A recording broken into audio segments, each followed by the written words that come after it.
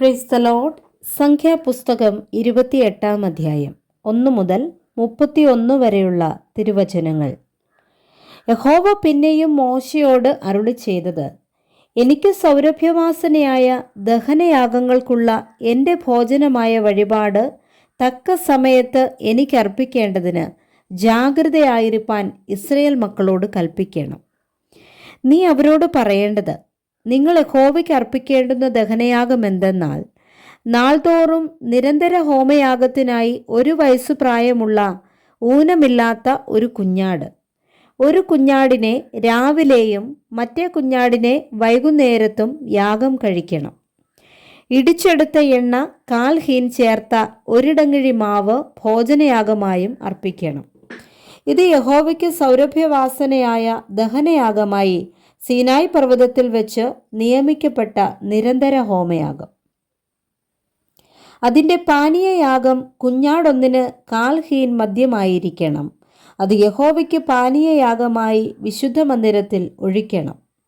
മറ്റേ കുഞ്ഞാടിനെ വൈകുന്നേരത്ത് യാഗം കഴിക്കണം.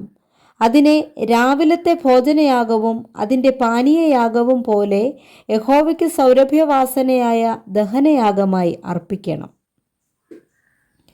ശബ്ബത്ത് നാളിലോ 1 വയസ്സു പ്രായമുള്ള ഊനമില്ലാത്ത 2 കുഞ്ഞാടിനെയും ഭോജനയാഗത്തിനായി എണ്ണ ചേർത്ത 2 ഇടങ്ങഴി മാവും അതിൻ്റെ പാനീയയാഗവും അർപ്പിക്കണം. നിരന്തര ഹോമയാഗത്തിനും അതിൻ്റെ പാനീയയാഗത്തിനും പുറമെ ഇത് ശബ്ബത്ത് തോറുമുള്ള ഹോമയാഗം.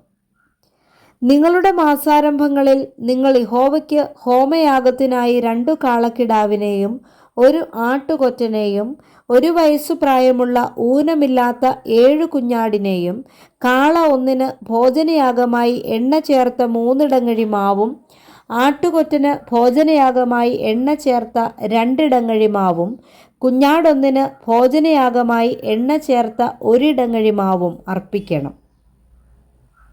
അത് ഹോമയാഗം, യഹോവയ്ക്ക് സൗരഭ്യവാസനയായ ദഹനയാഗം തന്നെ. അവയുടെ പാനീയയാഗം കാളയൊന്നിന് 1/2 ഹീൻ വീഞ്ഞും ആട്ടുകൊറ്റന് ഹീനിൻ്റെ 1/3 കുഞ്ഞാടൊന്നിന് 1/4 ഹീനും ആയിരിക്കണം. ഇത് മാസാന്തരം അമാവാസ്യ തോറുമുള്ള ഹോമയാഗം. നിരന്തര ഹോമയാഗത്തിനും അതിൻ്റെ പാനീയയാഗത്തിനും പുറമെ പാപയാഗമായി യഹോവയ്ക്ക് 1 കോലാട്ടുകൊറ്റനെയും അർപ്പിക്കണം.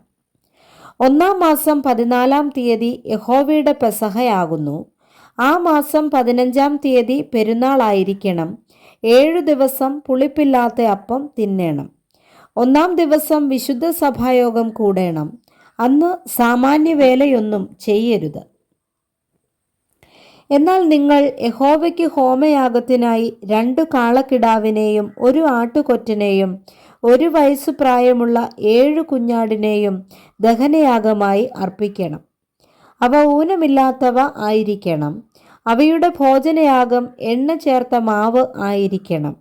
കാളയൊന്നിന് 3 ഇടങ്ങഴിയും ആട്ടുകൊറ്റന് 2 ഇടങ്ങഴിയും 7 കുഞ്ഞാട്ടിൽ ഓരോന്നിന് ഓരോ ഇടങ്ങഴിയും അർപ്പിക്കണം.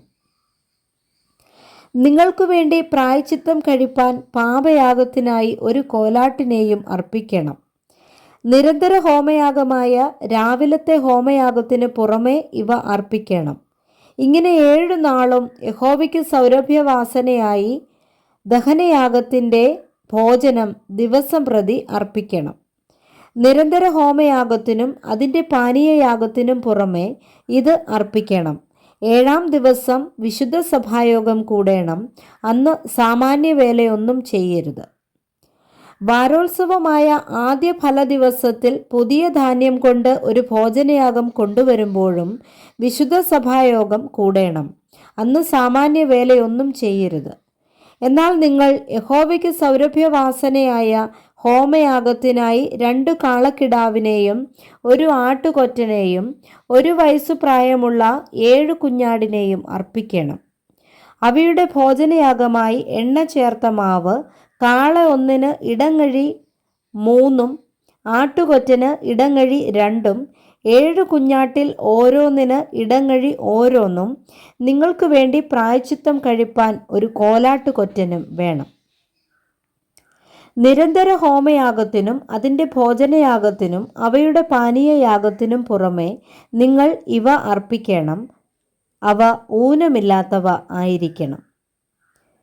Praise the Lord. വായിച്ച വേദഭാഗങ്ങളാൽ കർത്താവ് നമ്മെ ഏവരെയും സമൃദ്ധിയായി അനുഗ്രഹിക്കുമാറാകട്ടെ. ആമേൻ.